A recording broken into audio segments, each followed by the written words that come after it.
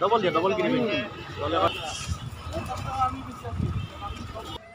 জয় হনুমান জয় হনুমান জয় হনুমান এয়া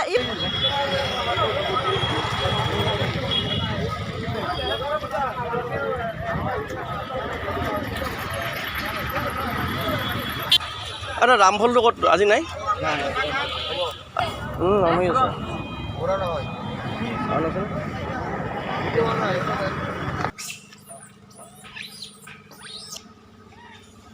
আৰু আছে দেই আৰু আছে আপেল আছে আপেল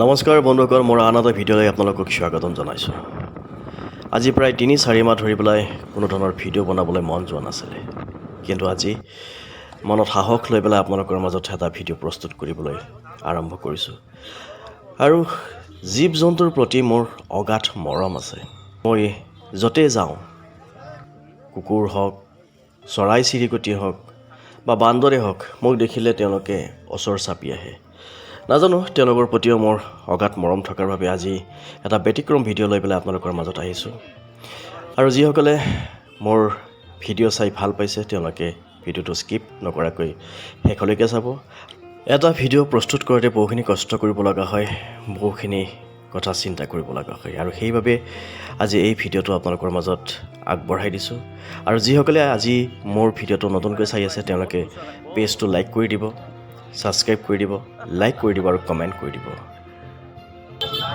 জয় বজরংবলী জয় বজরংবলী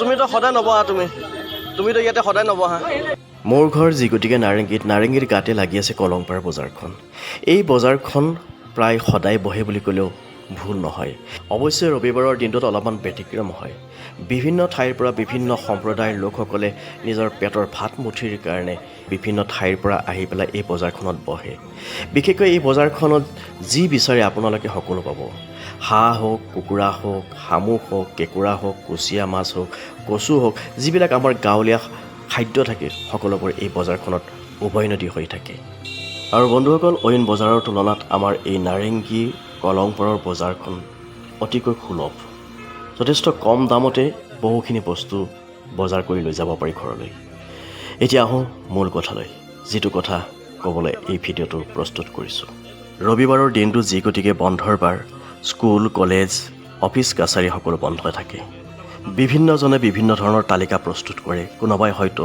ৰেষ্টুৰেণ্টত যাব ধাবাত যাব চিনেমা চাবলৈ যাব আৰু কোনোবাই হয়তো আপোন ঘৰ গাঁওখনলৈ যাব আৰু মই ৰবিবাৰ বুলি তালিকা প্ৰস্তুত কৰি ৰাখিছিলোঁ বহু দিনৰ পৰাই যে আজি ৰবিবাৰৰ দিনটোত বিশেষকৈ জীৱ জন্তুসকলৰ লগত অকণমান সময় কটাম সিহঁতৰ লগত অকণমান এনজয় কৰিম ধেমালি কৰিম সিহঁতৰ পেটত থকা পেটৰ ভোকখিনি অকণমান গুচাবলৈ চেষ্টা কৰিম বন্ধুসকল যি গতিকে জীৱ জন্তুৰ প্ৰতি অকণমান মৰম আছে সেইবাবে মই মাজে সময়ে মোৰ ইনকামৰ পইচাৰ পৰা এটা অংশ তেওঁলোকৰ মাজত ভগাই দিওঁ বন্ধুসকল মই কোনো ইউটিউবৰ পৰা হওক বা ফেচবুকৰ পৰাই হওক পইচা ইনকাম কৰিবলৈ ভিডিঅ' প্ৰস্তুত কৰা নাই আৰু কেতিয়াবা আচলতে মানুহ জন্তুৰ বাবে হ'ব লাগে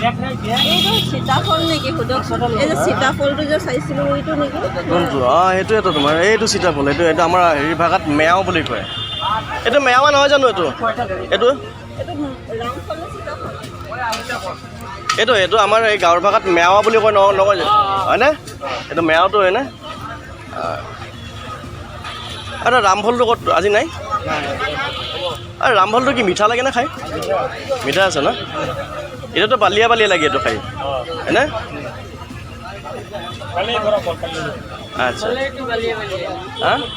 এইটো বালিয়া লাগে যিসকল ব্যক্তিয়ে লাখ লাখ কৰোৰ টকা ইনকাম কৰি আছে অকণমান যাতে সেই জীৱ জন্তুসকল যিসকল জীৱ জন্তুৱে কৰ তাৰণাত কক ভোগাই থাকে বন্ধুসকল ভগৱানৰ সৃষ্টি আমাক কৰ্ম কৰি খাবলৈ দুখন হাত দিছে এটা সুস্থ মগজু দিছে শিক্ষা দিছে, জ্ঞান দিছে, ভাল বেয়াৰ বিচাৰ কৰিবলৈ এটা বিবেক দিছে, নহয় জানো? বন্ধুসকল, পুণ্য অৰ্জন কৰাৰ কাৰণে মঠ মন্দিৰ গীৰ্জা নতুবা পুৰী কাশী গয়া বা গংগাত ডুব মৰাটোকেই নুবুজায়। ভগৱত গীতাত কোৱা হৈছে, যিয়ে ভোকত থাকে তাক যদি ভোক গুচাব পাৰে, সেইটো হৈছে পৰম তৃপ্তি, পৰম আনন্দ। কাৰণ সকলো জীৱ জন্তুৰ পৰা আৰম্ভ কৰি সকলোৰে অন্তৰত এটা আত্মা থাকে, আৰু সেই আত্মাই যদি পৰম সন্তুষ্টি লাভ কৰে, সেয়া হৈছে পৰম আশীৰ্বাদ। গতিকে বলক, এই ভিডিঅ'টো আপোনালোকে ক'ৰ পৰা চাই আছে, কোনে কোনে চাই আছে, অন্ততঃ কমেণ্ট বক্সত জনাব। আৰু অন্ততঃ আজিৰ এই ভিডিঅ'টো যিকেইটা বহুত কষ্ট কৰি আপোনালোকৰ মাজলৈকে দিছোঁ, এবাৰ জয় হনুমান বা জয় শ্ৰীৰাম বুলি কমেণ্ট বক্সত লিখি পেলাই পঠিয়াব।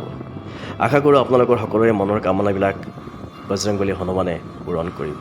যি গতিকে ভাগৱত গীতাতে হওক বা ৰামায়ণত কোৱা হৈছে যে হনুমান যুগে যুগে অমৰ, আৰু হনুমান বান্দৰৰ ৰূপত বা বান্দৰ ৰূপী যুগে যুগে অমৰ হৈ আছে। আৰু সেইকাৰণে আজি মই জীৱ জন্তুসকলৰ ভিতৰত আজি বান্দৰসকলৰ মাজত মই আহিছোঁ। তেওঁলোকক অকণমান পেটৰ ভোকখিনি গুচাবলৈ মই প্ৰয়াস কৰিছোঁ, চেষ্টা কৰিছোঁ। আৰু সেইকাৰণে আপোনালোকে কমেণ্ট বক্সত অন্ততঃ জয় শ্ৰীৰাম বা জয় হনুমান বুলি কমেণ্ট বক্সত লিখি পঠিয়াব, যাতে আপোনালোক সকলোৰে যাতে মনৰ কামনাবিলাক যাতে জয় বজৰংবলী হনুমান যাতে পূৰণ কৰে।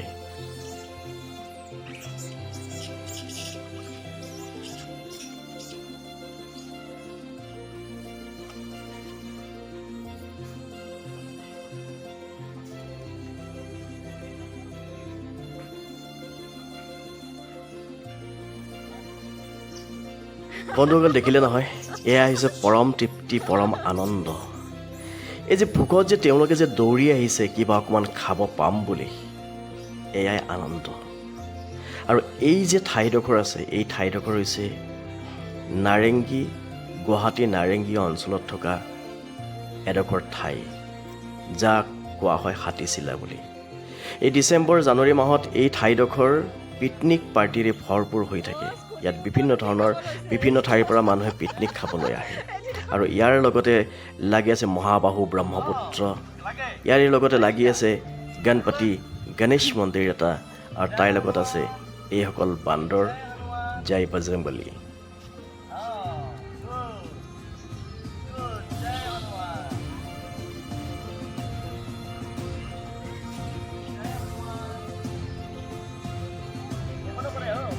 নহয় চাওক না, স্কুটিখনৰ স্কুটিৰ ওপৰত তুলি ল'লে।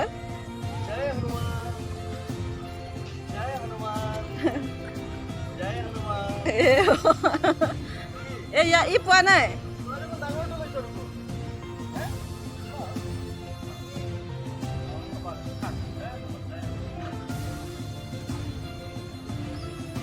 আচলতে বন্ধুসকল, এই যিডোখৰ ঠাই, এই ঠাইডোখৰত আহিলে আচলতে এটা পৰম আনন্দ, পৰম তৃপ্তি লাভ কৰিব পাৰি। যি গতিকে এই ঠাইডোখৰ মহাবাহু ব্ৰহ্মপুত্ৰৰ বালিচৰৰ লগতে গণপতি গণেশ মন্দিৰটোৰ লগতে এই বজৰংবলী হনুমানসকলো আছে। আৰু এই ঠাইডোখৰত এটা সুন্দৰ পৰিৱেশ পোৱা যায়, আমোদজনক এটা পৰিৱেশ, সুন্দৰ সুন্দৰ মনোমোহা দৃশ্য ইয়াত ভৰপূৰ হৈ আছে।